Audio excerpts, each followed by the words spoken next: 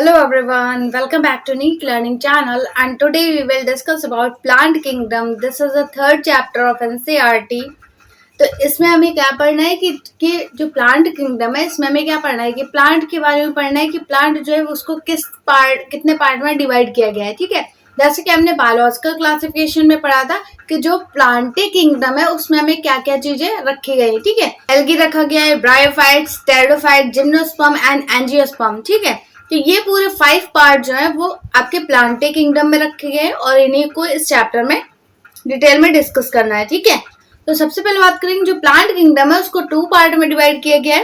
पहला क्रिप्टोगामी एंड फेनेरोगामी, मतलब जो 2 टाइप के प्लांट होते हैं वो कौन कौन से होते हैं।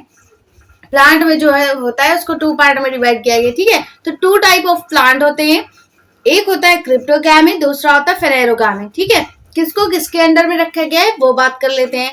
तो क्रिप्टोगामी जो होते हैं, क्रिप्टोगामी का मतलब क्या होता है कि प्लांट विदाउट सीड, मतलब इनके जो प्लांट होंगे उसमें क्या होगा, सीड नहीं होगा। ठीक है, ओके, क्या होगा, ये विदाउट सीड होंगे। ठीक है, नेक्स्ट अगर फेनेरोगामी की बात कर लेते हैं तो प्लांट विद सीड, इसमें क्या होता है कि प्लांट में क्या होता है, सीड प्रेजेंट होता है। ठीक है, मतलब जो सीड से ही आपका प्लांट ग्रो होता है, इसलिए क्या है, प्लांट विद सीड। ओके, तो सीड प्रेजेंट होगा तो उसे हम क्या बोलेंगे, फेनेरोगामी। अगर एब्सेंट है या फिर विदाउट सीड है तो उसे क्या बोलेंगे, क्रिप्टोगामी। राइट, ओके, तो जो क्रिप्टोगामी है उसको कितने पार्ट में डिवाइड किया गया वो भी देख लेते हैं।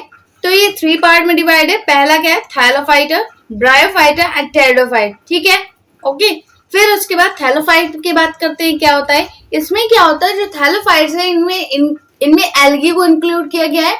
और एल्गी जो होती है वो 3 टाइप की होती है। कौन कौन सी, एक हो गया green algae, okay, brown algae and red algae. ठीक है, 3 टाइप के एल्गी हैं जो कि थैलोफाइट के अंदर रखे गए। ठीक है, नेक्स्ट अगर ब्रायोफाइट की बात कर लेते हैं तो इसको 2 पार्ट में डिवाइड किया गया है। एक होता है लिवरवर्ट्स, दूसरा होता है मॉसस। ठीक है, तो इनको भी हम डिटेल में डिस्कस कर ले, एज अ फ्लो चार्ट पढ़ ले रहे हैं। ठीक है, फिर टेरिडोफाइट, तो ये इसके अंडर में आपका क्रिप्टोगामी के अंडर में है। ठीक है, तो ये 3 पार्ट हमने पढ़ ली क्रिप्टोगामी के। अब बात कर लेते हैं फेनेरोगामी के, जो कि विद सीड होते हैं प्लांट। तो इसको 2 पार्ट में डिवाइड किया गया है। पहला क्या है, जिम्नोस्पर्म, दूसरा क्या है, एंजियोस्पर्म। ठीक है, एंजियोस्पर्म में 2 टाइप के प्लांट होते हैं, मोनोकॉट और डाइकॉट। मतलब कि अगर सिंगल सीड प्रेजेंट होगा तो उसे क्या बोलेंगे, मोनोकॉट, बट अगर डबल सीड प्रेजेंट होगा तो उसे क्या बोलेंगे, डाइकॉट प्लांट। राइट, ओके, फिर देखिए next point, plant kingdom includes all the multicellular producer of biosphere. तो जो भी प्लांट किंगडम की बात करें वो कैसे होते हैं, मल्टी सेलुलर होते हैं। ठीक है, क्या होते हैं, पूरे बायोस्फीयर में अगर हम बात करें तो प्लांट किंगडम में जितने भी प्लांट आते हैं वो कैसे होते हैं, मल्टी सेलुलर होते हैं। ठीक है, फिर देखिए दे आर फोटोसिंथेटिक और एक्वेटिक एंड लैंड प्लांट्स। तो 3 पार्ट में मतलब इनके कैरेक्टर है। प्लांट के अंदर क्या होता है, क्लोरोफिल, जिसके कारण वो फोटोसिंथेटिक करते हैं और उससे अपना फूड बनाते हैं। ठीक है, तो ये एक मेन पॉइंट हो गया कि फोटोसिंथेटिक होती है प्रोसेस। फिर एक्वेटिक प्लांट भी होते हैं। प्लांट के अंदर में बहुत सारे प्लांट है, क्योंकि उनके हैबिटेट पर डिपेंड करता है कि वो कौन से प्लांट है तो प्लांट ना। तो इस तरीके से एक्वेटिक प्लांट भी हो सकते हैं, और लैंड, जो लैंड में ग्रो करते हैं वो लैंड वाले प्लांट्स हो गए। ठीक है, फिर देखिए in early time plant kingdom divided into, तो जैसा हमने बात करी, जो हमने बायोलॉजिकल क्लासिफिकेशन में स्टार्टिंग में ही पढ़ा था कि जो आपका किंगडम है प्लांट किंगडम, उसको 3 पार्ट में डिवाइड किया गया है, ट्री, श्रब एंड हर्ब्स। ठीक है, या फिर उसे क्या बोलते हैं, अंडर श्रब। ठीक है, फिर नेक्स्ट पॉइंट देखिए, nowadays plant includes autotrophs, eukaryotes and unicellular, multicellular. तो हमने बात कर ली, मोस्टली प्लांट जो होते हैं वो कैसे होते हैं, मल्टी सेलुलर होते हैं। ऑटोट्रॉप मतलब सेल्फ फूड बनाते हैं। ठीक है, with the help of chlorophyll या फिर photosynthetic process, and they are eukaryotic. Right, okay, फिर देखिए cell wall is made up of cellulose and contain chlorophyll A, chlorophyll B. तो मोस्टली जो प्लांट होते हैं, मतलब प्लांट जो होते हैं उनमें उनकी जो सेल वॉल होती है तो वो किससे बनी होती है, सेलुलोज से, जैसा कि मैंने बताया था। ठीक है, फंजाई की जो सेल वॉल होती है वो आपकी काइटिन से बनी होती है, लेकिन अगर प्लांट की बात करते हैं तो प्लांट की सेल वॉल जो होती है वो आपकी किससे बनी होती है, सेलुलोज से। राइट, ओके, और उसके बाद उस क्लोरोफिल क्या होता है, क्लोरोफिल ए प्रेजेंट होता है एंड क्लोरोफिल बी प्रेजेंट होता है। ठीक है, food stored as a starch, तो उसमें जो फूड का स्टोरेज होता है, जो प्लांट स्टोर करते हैं फूड को, तो वो किसके फॉर्म में, स्टॉर्च के फॉर्म में। ठीक है, प्लांट में भी vascular tissue, they show alternation of generation. Important है क्योंकि क्वेश्चन इससे भी आ जाता है कि अल्टरनेशन ऑफ जनरेशन किसे कहते हैं, तो प्लांट किंगडम को, राइट। ओके, तो प्लांट में उसको अल्टरनेशन ऑफ जनरेशन क्यों बोल रहे हैं, क्योंकि उसमें वैस्कुलर टिश्यू प्रेजेंट होते हैं, ठीक है। वैस्कुलर टिश्यू क्या होता है, तो जाइलम फ्लोएम जो होते हैं उन्हें क्या बोलते हैं, वैस्कुलर टिश्यू। तो वही क्या है, प्लांट में प्रेजेंट होते हैं, जिसके कारण इन्हें अल्टरनेशन ऑफ जनरेशन भी बोलते हैं। अब इसके अंदर में क्या क्या आते हैं, algae, bryophytes, pteridophyte, gymnosperm, angiosperm. तो ये जितने भी पार्ट है वो किसके हैं, आपके प्लांट किंगडम के अंडर में आते हैं, और इसलिए इन्हें क्या है, वैस्कुलर टिश्यू से बने होते हैं, इसलिए इन्हें अल्टरनेशन ऑफ जनरेशन बोलते हैं, राइट। इतना क्लियर हो गया, ठीक है। फिर देखते हैं, तो अब इसके क्लासिफिकेशन के बारे में पढ़ लेते हैं। क्लासिफिकेशन बहुत सारे हैं, तो उनमें बात कर लेते हैं। एक होता है आर्टिफिशियल क्लासिफिकेशन, दूसरा होता है नेचुरल क्लासिफिकेशन। तो दोनों के डिस्कस कर लेते हैं। Artificial classification first used by Linnaeus, ठीक है। Next point, it was first proposed by 3 of Astus and based on one or few characters, especially morphology, habit and habitat। तो आर्टिफिशियल क्लासिफिकेशन जो है वो आपके आउटर मतलब मॉर्फोलॉजी या फिर एक्सटर्नल कैरेक्टर के बेस पे दी गई है, ठीक है। क्या बोला गया है कि जो आर्टिफिशियल क्लासिफिकेशन है वो आपके एक्सटर्नल कैरेक्टर के बेस पे दी गई है, ठीक है। जैसे कि मॉर्फोलॉजी हो गया, ठीक है, कि उस प्लांट का मॉर्फोलॉजी कैसा है, एंड हैबिट कैसा है, हैबिटाट किस तरीके का, ये सारे के एक्सटर्नल कैरेक्टर हैं, ठीक है। एक्सटर्नल फैक्टर के अकॉर्डिंग इन्हें आर्टिफिशियल क्लासिफिकेशन दिया गया है, ठीक है। नेक्स्ट अगर नेचुरल क्लासिफिकेशन की बात कर लेते हैं, तो based on a large number of character, इसमें लार्ज नंबर ऑफ कैरेक्टर के बेस पे दिया गया है, ठीक है। It also based on a fixity of species, Bentham and Hooker, ठीक है। ये नीट का क्वेश्चन है कि आपका जो नेचुरल क्लासिफिकेशन है वो किसने दिया था, तो बैंथम एंड हुकर साइंटिस्ट ने दिया था, ठीक है। फिर देखिए, they also based on a internal feature, जिस तरीके से आपका जो आर्टिफिशियल क्लासिफिकेशन वो आपका एक्सटर्नल फीचर पर बेस्ड था, उसी तरीके से जो नेचुरल क्लासिफिकेशन है वो आपका इंटरनल फीचर्स की बेस पे है, ठीक है। जैसे इंटरनल फीचर क्या होते हैं, तो एनाटॉमी हो गया, ठीक है। किसी भी बॉडी की एनाटॉमी मतलब अंदर का जो भी पार्ट होता है उसे क्या बोलते हैं, एनाटॉमी, ओके। तो एनाटॉमी हो गया internal feature, and embryology and phytochemistry, ठीक है। इसके बेस पे आपका क्या दिया गया, नेचुरल क्लासिफिकेशन दिया गया, ठीक है। नेक्स्ट बात कर लेते हैं न्यू सिस्टमैटिक की। तो term new systematic was given by Julian Huxley, हमने लिविंग बर्ड्स में भी पढ़ा ये, और उसके बाद हमने बायोलॉजिकल क्लासिफिकेशन में भी पढ़ा, और अब प्लांट किंगडम में भी पढ़ रहे हैं, ठीक है। Based on a large number of parameters, morphology, physiology, anatomy, embryology, development. तो जो न्यू सिस्टमैटिक है वो इसके इन सब कैरेक्टर के बेस पे दिया गया था, ठीक है, ओके। जैसे कि मॉर्फोलॉजी हो गया, और फिजियोलॉजी, एनाटॉमी, एम्ब्रियोलॉजी इनके बेस पे, या फिर डेवलपमेंट। एम्ब्रियोलॉजी का मतलब क्या होता है, डेवलपमेंट की उसका जो डेवलपमेंट है वो डायरेक्ट है या फिर इनडायरेक्ट है, ठीक है। तो ये इस तरीके का जो डेवलपमेंट होता है वो सारी इसके बेस पे हमें न्यू सिस्टमैटिक टर्म दिया गया, ठीक है। फिर देखिए न्यू सिस्टमैटिक इंक्लूड्स, तो इसमें न्यू सिस्टमैटिक कुछ पॉइंट इंक्लूड किए गए हैं जिसके बेस पे आपका न्यू सिस्टमैटिक दिया गया है। तो पहला क्या है, morpho taxonomy, taxonomy based on external structure, मतलब जो एक्सटर्नल फीचर्स हैं या फिर स्ट्रक्चर बोल लो, तो ये जो है वो आपके किसके बेस पे लगे, मॉर्फो टैक्सोनॉमी के बेस पे इनको दिया गया है, ठीक है। एक्सटर्नल फीचर इसके अंदर आते हैं। फिर बात कर लेते हैं साइटोटैक्सोनॉमी की। तो taxonomy based on types of cells, cyto का मतलब क्या होता है, सेल्स, ठीक है। तो सेल के बेस पे जब दिया जाएगा तो उसे साइटोटैक्सोनॉमी बोलेंगे, ठीक है। फिर उसके बाद कैरेक्टर ऑफ सेल्स के according, cells organelles and like nucleus, cells organelle क्या होता है, लाइक न्यूक्लियस हो गया, राइबोसोम्स हो गए, ठीक है। तो इनके बेस पे जब हमें जब दिया जाता है कुछ भी, इनके बेस पे कुछ भी दिया जाता है तो उसे क्या बोलते हैं, साइटोटैक्सोनॉमी, ठीक है। नेक्स्ट बात कर लेते हैं कीमोटैक्सोनॉमी की। तो taxonomy based on a chemical like amino acid, protein, enzyme and hormone. जब केमिकल के बेस पे दिया जाता है टैक्सोनॉमी तो उसे कीमोटैक्सोनॉमी बोलते हैं, ठीक है। नेक्स्ट बात कर लेते हैं numerical taxonomy, large number of character in equal weightage. तो इसमें क्या है कि न्यूमेरिकल जो भी मतलब नंबर ऑफ है, कितने उसके नंबरिंग है उसके अकॉर्डिंग हमें दिया गया है, उसके अकॉर्डिंग कैरेक्टर दिए गए हैं, उसके बेस पे कैरेक्टर दिए गए हैं, ठीक है। तो उसको क्या बोलते हैं, न्यूमेरिकल टैक्सोनॉमी। तो ये जो है मॉर्फो टैक्सोनॉमी हो गया, साइटो टैक्सोनॉमी हो गया, कीमो टैक्सोनॉमी, एंड लास्ट में न्यूमेरिकल टैक्सोनॉमी। इसके बेस पे आपको ये सारी इंक्लूड्स किसमें, न्यू सिस्टमैटिक में इंक्लूड्स हैं, ठीक है। इनके बेस पे आपका न्यू सिस्टमैटिक दिया गया, ठीक है। फिर देखिए फाइलोजेनेटिक क्लासिफिकेशन के बारे में देख लेते हैं। Based on a phylogeny evolutionary relationship between the various organism. तो ये जो है किसके बेस पे था, फाइलोजेन के बेस पे था, ठीक है। और the term phylogeny was given by Lamarck. जो फाइलोजेनिक रिलेशनशिप है वो किसने दिया था, आपका लेमार्क ने, ठीक है। साइंटिस्ट के नेम बहुत इंपॉर्टेंट है क्योंकि इनसे भी क्वेश्चन आ जाते हैं, ठीक है। तो फाइलोजेनिक क्लासिफिकेशन जो है आपका किसने दिया था, लेमार्क ने, राइट। ओके, फिर देखते हैं। तो अब बात कर लेते हैं एल्गी के बारे में। स्टडी ऑफ एल्गी, जब हम किसी भी चीज के बारे में स्टडी करते हैं, अगर हम फंजाई के बारे में स्टडी करते हैं तो उसे माइकोलॉजी कहते हैं, और जब हम बैक्टीरिया के बारे में स्टडी करते हैं तो उसे बैक्टीरियोलॉजी बोलते हैं। इसी तरीके से जब हम एल्गी के बारे में स्टडी करते हैं तो उसे क्या बोलते हैं, फाइकोलॉजी, राइट। फिर देखिए father of phycology is a fridge, जो फादर हैं, जो मतलब एल्गी के फादर बोले जाते हैं, तो उसे क्या बोलते हैं, फ्रिज, ठीक है। Types of algae depend on habitat. तो मेराइन जो होते हैं, मतलब जो मेराइन वाटर पे रहते हैं वो कौन से, ब्राउन एल्गी है एंड रेड एल्गी है, ठीक है। फ्रेश वाटर में जो रहते हैं वो कौन है, यूलोथ्रिक्स, स्पाइरोगैरा, ठीक है। यूलोथ्रिक्स एंड स्पाइरोगैरा जो है आपके किस में रहते हैं, फ्रेश वाटर में। नेक्स्ट टेरेस्ट्रियल एल्गी की बात कर लेते हैं, जो कि सॉइल में ग्रो करते हैं, तो वो कौन है, एग्जाम्पल की बात कर लेते हैं, फ्रिस्टेला एंड वोचेरिया, ठीक है। ये किसके एग्जाम्पल है, आपके टेरेस्ट्रियल एल्गी जो कि सॉइल में ग्रो करते हैं, राइट। ओके, तो इस तरीके से हमने हैबिटेट के बेस पे एल्गी को देख लिया, ठीक है। नेक्स्ट बात कर लेते हैं एपिफाइटिक की। प्रेजेंट ऑन अदर प्लांट जैसे कि ओडोगोनियम, तो ऐसे प्लांट मतलब एल्गी जो कि आपके प्लांट के बाहर मतलब आउटर पार्ट पे प्रेजेंट होता है उसे क्या बोलते हैं, एपिफिटिक। जैसे कि एग्जांपल की बात कर ले तो एडोगोनियम, ठीक है।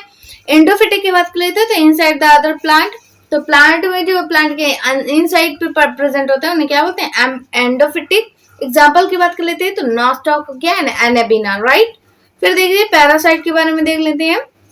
सेफेलियोरोज causes red rust of tea and coffee, तो ये जो एल्गी होते हैं कैसे होते हैं, पैरासाइटिक एल्गी होते हैं, मतलब जो दूसरे प्लांट पे डिपेंड होकर अपना फूड लेते हैं, ठीक है। उनको होस्ट बनाकर अपना फूड लेते हैं, ठीक है। तो वो क्या क्रिएट कर देते हैं, कॉफी में रेड रस्ट क्रिएट कर देते हैं, ठीक है, कौन, सेफेलोरोज, ठीक है। फिर देखिए क्लेमाइडोमोनास की बात कर लेते हैं। They are yellow stonosis grow in a Yellowstone of the National Park of USA, ठीक है। तो जैसा हमने बात कर ले तो क्लेमाइडोमोनास क्या है, एक एल्गी है, ओके। तो ये जो होता है कैसा होता है, इसे येलो स्टोनोस बोलते हैं क्योंकि ये येलो स्टोन में ग्रो करता है, ठीक है। और इसे सबसे पहले कहाँ पर देखा गया था, आपके यूएसए में, ठीक है। फिर देखिए नेशनल पार्क में। नेक्स्ट देखिए टाइप्स ऑफ एल्गी के बारे में बात कर लेते हैं। तो टाइप्स ऑफ एल्गी जो होते हैं वो 3 पार्ट में होते हैं। क्लोरोफाइसी जो कि ग्रीन एल्गी बोले जाते हैं, एंड फियोफाइसी जो कि ब्राउन एल्गी बोले जाते हैं, and Rhodophyceae is red algae, right. Next इसके जनरल कैरेक्टर के बारे में बात करें। सबसे पहले हम इसको सीक्वेंस से डिस्कस करेंगे, क्लोरोफाइसी के बारे में, देन फियोफाइसी के बारे में, देन रोडोफाइसी के बारे में, ठीक है। General character of algae, chlorophyll. पहले एल्गी के जनरल कैरेक्टर के बारे में पढ़ेंगे, उसके बाद हम इसके टाइप्स के बारे में पढ़ेंगे, ठीक है। तो सबसे पहली बात, एल्गी में क्या होता है, क्लोरोफिल होता है, ठीक है। क्लोरोफिल होने के कारण जिसके कारण ये क्या करते हैं, ऑटोट्रॉफिक होते हैं, मतलब सेल्फ फूड बनाते हैं, मल्टी सेलुलर होते हैं। Cell wall made up of cellulose, galactans and manganese, ठीक है। तो ये सारे जो पार्ट है इनसे आपका सेल वॉल बनता है, ठीक है। They occurs variety of habitats like moist stone, soil wood, तो ये सारे पार्ट में आपके एल्गी जो है वो इजिली ग्रो हो पाते हैं, ठीक है। तो इन्हें आप हैबिटेट बोलते हैं।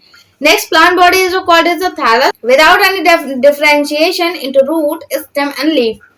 तो इसमें क्या होता है, जो प्लांट बॉडी जब इनके स्ट्रक्चर को देखेंगे तो वो कैसा होता है, एक थैलॉइड स्ट्रक्चर होता है, ठीक है। तो इसलिए इनकी जो बॉडी होती है उसे हम क्या बोलते हैं, थैलस, ठीक है। क्योंकि इसमें क्या होता है, आप डिवाइड नहीं कर सकते या फिर डिफरेंशिएट नहीं कर सकते कि रूट कौन सा है, स्टेम कौन सा है, लीफ कौन सा है, ठीक है। इसलिए इनकी पूरी बॉडी को क्या बोलते हैं, थैलस बोलते हैं, राइट। फिर देखिए algae covered by mucilage which protect the algae from decaying effect of water. Algae में क्या होता है, मतलब मोस्टली एल्गी कहाँ पर रहते हैं, मॉइस्ट एरिया में, ठीक है, जहां पर वाटर प्रेजेंट होगा। तो अब वो डैमेज क्यों नहीं होते हैं, ठीक है, या फिर डिस्ट्रॉय क्यों नहीं होते, तो क्यों डिस्ट्रॉय नहीं होते, क्योंकि उनमें म्यूसिलेज की कवरिंग प्रेजेंट होती है, ठीक है, जो कि उन्हें वाटर में डिके होने से बचाती है, ठीक है, ओके। प्रोटेक्शन प्रोवाइड करती है ताकि वो डिके ना हो पाए, राइट, ओके। तो इसलिए अगर कोई पूछेगा तो एल्गी में कवरिंग कौन सी होती है, तो आप क्या बताएंगे, म्यूसिलेज की कवरिंग होती है, जो कि उसे वाटर में डिके होने से बचाती है, ठीक है।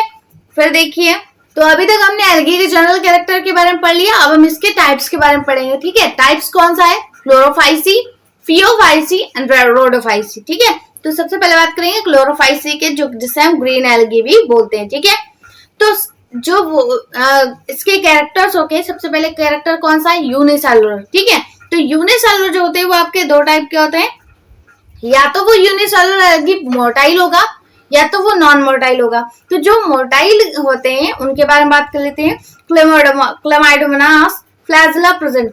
तो मोटाइल क्यों होंगे? क्योंकि फ्लैजेला प्रेजेंट होता है। तो एग्जाम्पल की बात कर लेते हैं, तो क्लेमाइडोमोनास जिसमें कि फ्लैजेला प्रेजेंट होता है, जिसके कारण ये मूवेबल होते हैं। ठीक है, या फिर मोटाइल होते हैं। नॉन मोटाइल मतलब इनमें फ्लैजेला एब्सेंट होगा, जिसके कारण वो नॉन मोटाइल बोले जा रहे हैं। ठीक है, तो क्लोरेला हो गया, एनासिटाब्युलारिया जिनमें कि फ्लैजेला एब्सेंट होता है। राइट, अब इसके कॉलोनियल के बारे में बात कर लेते हैं कि कॉलोनियल बेस्ड कौन से एल्गी होते हैं।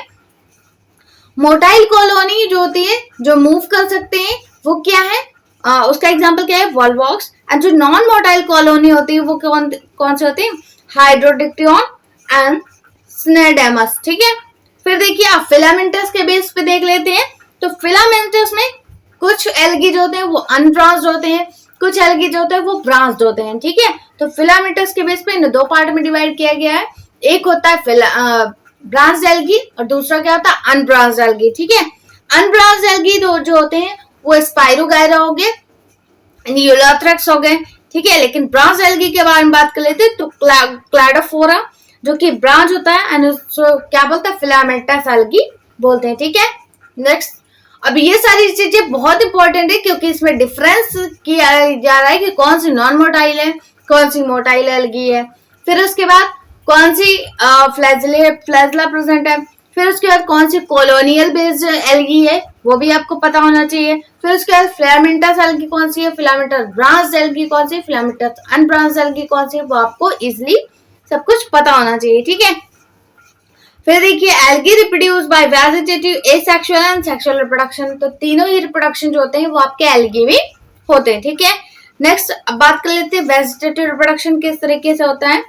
It is by the help of fragmentation of each fragmentation act like a separate algae. तो जैसे क्या होता है कि मतलब जो उसकी पेरेंट बॉडी होती है एल्गी की, उससे क्या होगा? फिलामेंट के बेस पे वो अलग हो जाएगा। ठीक है, और उससे एक न्यू एल्गी जनरेट हो जाएगी। ठीक है, तो इसको क्या बोलते हैं? Vegetative reproduction.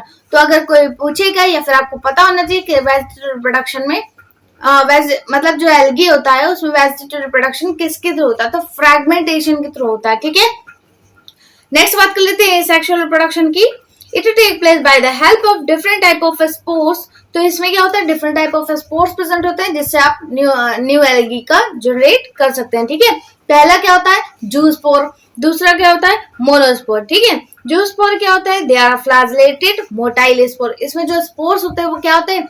मोटाइल होते हैं। किसके कारण मोटाइल होते हैं? क्योंकि उनमें फ्लैजेला प्रेजेंट होता है। राइट, तो जूस्पोर जो होते हैं वो कैसे होते हैं? फ्लैजेलेटेड होते हैं और मोटाइल होते हैं। फिर देखिए मोनोस्पोर की बात कर लेते हैं, which capable to give rise new plant. तो मोनोस्पोर जो होता है उनमें क्या होता है? एक सिंगल स्पोर होता है जिससे वो न्यू प्लांट को जनरेट करता है। ठीक है, फिर देखिए सेक्सुअल रिप्रोडक्शन के बारे में बात कर लेते हैं। It take place by the help of fusion of male and female gamete. जो सेक्सुअल रिप्रोडक्शन होता है वो गैमेट के फ्यूजन से होता है, मेल एंड फीमेल की गैमेट के फ्यूजन से। ठीक है, अब इसको भी 3 पार्ट में डिवाइड किया गया है। पहला क्या होता है? आइसोगैमी। दूसरा क्या होता है? एनाइसोगैमस। एंड थर्ड क्या होता है? oogamous। ठीक है, इसके बारे में पढ़ लेते हैं। Similar gamete can flagellated and similar in size जैसे Chlamydomonas and non-flagellated and similar size जैसे Spirogyra। तो इसके बारे में देख लेते हैं कि आइसोगैमस किसे बोला गया है? कि जिनका male gamete and female gamete का साइज जो है वो सिमिलर होगा। ठीक है, क्या बोला मैंने? कि आइसोगैमस किसे बोलना है? कि जिनका जो गैमेट का साइज है मेल का एंड फीमेल का जो गैमेट का साइज है वो सिमिलर होगा, उसे हम क्या बोलेंगे? आइसोगैमस। ठीक है, ओके। उसके बाद फ्लैजेलेटेड के बेस पे साइज तो सिमिलर है दोनों में। ठीक है, लेकिन फ्लैजेलेटेड कौन सा है? तो क्लेमाइडोमोनास। एंड नॉन फ्लैजेलेटेड कौन सा है? तो स्पाइरोगायरा। ठीक है, क्लियर हो गया। फिर देख लेते हैं एनाइसोगैमस के बारे में। Fusion of two gamete which is dissimilar in size some species of Chlamydomonas. तो कई सारे स्पीशीज क्लेमाइडोमोनास की ऐसी भी होती है जिनमें कि फ्लैजेला नहीं होता। ठीक है, या फिर फ्लैजेला एब्सेंट होता है और उनका साइज कैसा होता है, डिसिमिलर इन साइज। तो सिमिलर साइज होगा उसे हम क्या बोलेंगे, आइसोगैमस, बट अगर डिसिमिलर साइज होगा तो उसे क्या बोलेंगे, एनाइसोगैमस। राइट, क्लियर हो गया। अब बात कर लेते हैं oogamous की। The fusion of one large non motile female and gamete and one smaller motile male gamete is a volvox and fucus। ठीक है, आइसोगैमस किसे बोल रहे थे, जिनमें सिमिलर साइज होगा दोनों का। एनाइसोगैमस किसे बोल रहे थे, जिसमें दोनों का डिसिमिलर साइज होगा। ठीक है, उसके बाद oogamous किसे बोलते हैं, जिसमें कि एक जो मेल होता है, मेल गैमेट जो होता है वो क्या होता है, स्मॉल होता है, ओके, और फ्लैजेला प्रेजेंट होता है, मतलब मोटाइल होता है। लेकिन अगर फीमेल गैमेट की बात करूं तो फीमेल गैमेट कैसा होता है, लार्ज होता है और उसके बाद नॉन मोटाइल होता है। तो ये क्या है, डिसिमिलर साइज है, एक का स्मॉल साइज है, दूसरे का लार्ज साइज है, इसमें दोनों के साइज डिफरेंट है। ठीक है, तो इस टाइप के जो गैमीट होते हैं उनको क्या बोलते हैं, oogamous, या फिर इस टाइप का जो फ्यूजन होता है उसे क्या बोलते हैं, oogamous। ठीक है, तो जो फीमेल होता है वो क्या होता है, नॉन मोटाइल होता है, मेल जो होता है वो क्या होता है, मोटाइल होता है, और मोटाइल होने के कारण वो फीमेल तक पहुंच जाता है। ठीक है, तो इस टाइप का जो फ्यूजन होता है उसे क्या बोलता है, oogamous। तो इस तरीके से हमने सेक्सुअल रिप्रोडक्शन को भी डिस्कस कर लिया। सेक्सुअल रिप्रोडक्शन 3 टाइप का होता है, आइसोगैमस मतलब सिमिलर साइज, एनाइसोगैमस मतलब डिसिमिलर साइज। ठीक है, और oogamous मतलब कि डिसिमिलर साइज है लेकिन उसमें एक मोटाइल है और एक नॉन मोटाइल है। ठीक है, ओके। तो एग्जाम्पल की बात कर लेते हैं oogamous की। तो वॉल्वॉक्स हो गया एंड फ्यूकस हो गया। ठीक है, वॉल्वॉक्स और फ्यूकस जो एग्जाम्पल किसके हैं, oogamous के। ठीक है, तो हमने विद एग्जाम्पल की वेजिटेटिव रिप्रोडक्शन को देख लिया, ए सेक्सुअल रिप्रोडक्शन को देख लिया, सेक्सुअल रिप्रोडक्शन को देख लिया। ठीक है, इस तरीके का जो रिप्रोडक्शन है वो आपका किस में होता है, एल्गी में होता है। ठीक है, नेक्स्ट हमारा जो टॉपिक है वो क्या है, इकोनॉमिक इंपॉर्टेंस ऑफ एल्गी, कि जो एल्गी है उनसे क्या क्या हमें इकोनॉमिकल इंपॉर्टेंस, तो इसको हम हमारे नेक्स्ट वीडियो में डिस्कस करेंगे। तो मिलते हैं हमारे नेक्स्ट वीडियो में हमारे नेक्स्ट टॉपिक के साथ, तब तक के लिए थैंक यू।